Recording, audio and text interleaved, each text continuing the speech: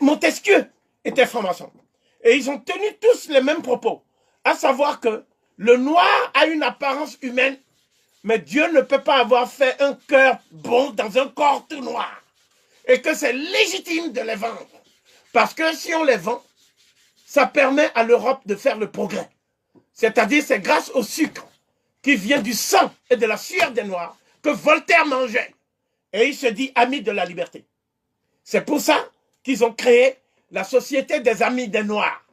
La Société des Amis des Noirs était une société qui gagnait de l'argent sous prétexte d'éduquer les Noirs, de leur permettre d'avoir du progrès. Mais en fait, cette société vivait sur le dos de l'esclavage des Noirs et du travail forcé. Donc, c'est pour ça qu'il y avait aussi le club Massiac en France, qui était le club des colons, n'est-ce pas? Et ce club était gangréné par les francs-maçons, infiltrés par les francs-maçons. Mais l'Église catholique, c'est elle qui va créer la structure maçonnique la plus cruelle et la plus raffinée qui soit. Ça s'appelle la loge P2. La loge P2 du Vatican, c'est la loge maçonnique qui manipule l'Opus Dei, n'est-ce pas? L'Opus Dei a été créé par un Espagnol colonialiste et nostalgique qui a dit qu'il ne faut pas donner la liberté aux Noirs. Parce que le jour où on donnera la liberté aux Noirs, ce sera la fin de la race blanche.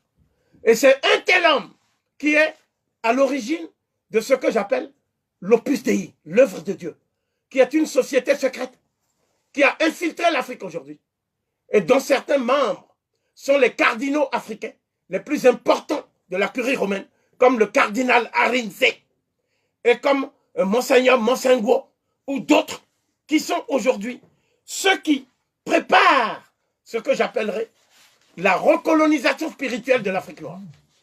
Donc, la loge P2 s'est caractérisée ces dernières années par un certain nombre de crimes spectaculaires.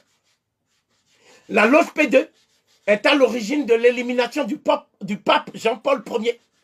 Dès lors que le pape Jean-Paul Ier a dit qu'il allait diligenter des enquêtes sur les activités du cardinal Marcinkus, qui lui s'occupait en fait de la Banque du Vatican.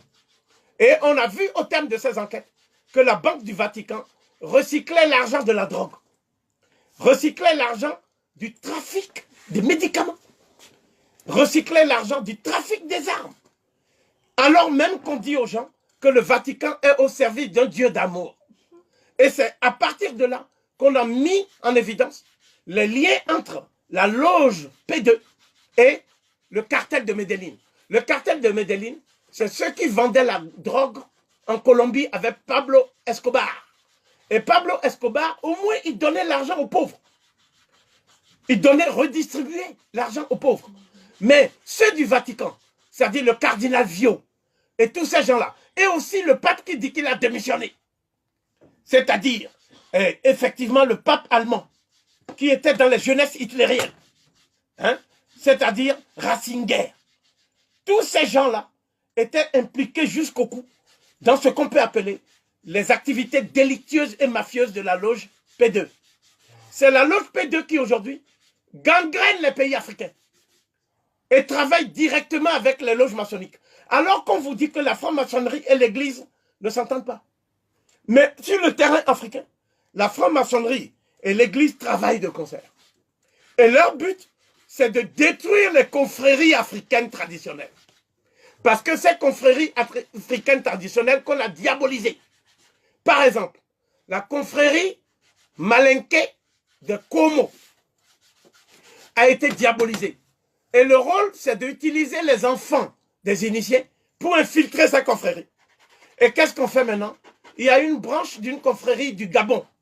Et cette confrérie a été initiée par les Pygmées, qui ont donné ensuite ces connaissances scientifiques, médicinales, dont parle le doyen Victor Bissengue dans ses travaux sur les Pygmées Aka. Ces connaissances ont été données aux Apindji. Et c'est les Apindji qui sont à l'origine de ce qu'on appelle le rite Bwiti. Je montrerai comment le rite Bwiti est directement lié au rituel pharaonique. Je montrerai que parfois même les formules sont identiques, les connaissances identiques. Et ces connaissances sont sorties du même sanctuaire. Et ce sanctuaire, c'est ce que j'appelle la région des Grands Lacs africains et les sanctuaires de Nubie. Donc, les confréries africaines notamment les confréries les plus combattues en Afrique aujourd'hui, sont au nombre de 4. Il y a une confrérie qu'on appelle la confrérie des Congos, c'est-à-dire les dompteurs de léopards. Cette confrérie est la plus combattue parce que depuis les Portugais, c'est-à-dire depuis 1525, il y a eu au moins 40 millions de morts au Congo. On appelait Congo la RDC actuelle, le Congo-Brazzaville, l'Angola, le Gabon, une partie du Cameroun. Tout ça, c'était dans l'empire, l'ancien royaume du Congo, dont la capitale se trouve actuellement en Angola, qu'on appelle Mbanza-Congo. Donc cette confrérie-là, on continue à lui faire la guerre aujourd'hui. Parce que le Congo, le bassin du Congo, c'est le lieu où il y a les 3/4 des réserves énergétiques et minières de la planète. Il y a ensuite le Nigeria. Si vous avez des sectes comme Boko Haram, ce n'est pas pour rien. Boko Haram, c'est une secte qui a été formée par des francs-maçons islamistes, c'est-à-dire la famille qu'on appelle les Ibn Saoud, qui règne sur l'Arabie Saoudite. Ce sont des sionistes arabes, islamistes. Et ils ont créé une légion qu'on appelle Islamic Freedom Fighters. Et cette légion, un de ces détachements, c'est ça qu'on appelle Boko Haram. Et le but de Boko Haram, c'est de s'emparer du Nigeria et des richesses du Nigeria pour mettre ça au service du bloc occidental, dont l'Arabie Saoudite, le Qatar, les Émirats sont des alliés stratégiques.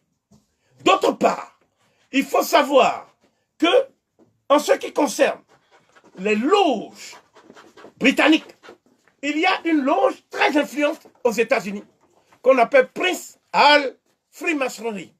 Et Prince Hall, c'était qui? C'était un noir qui, lorsqu'il a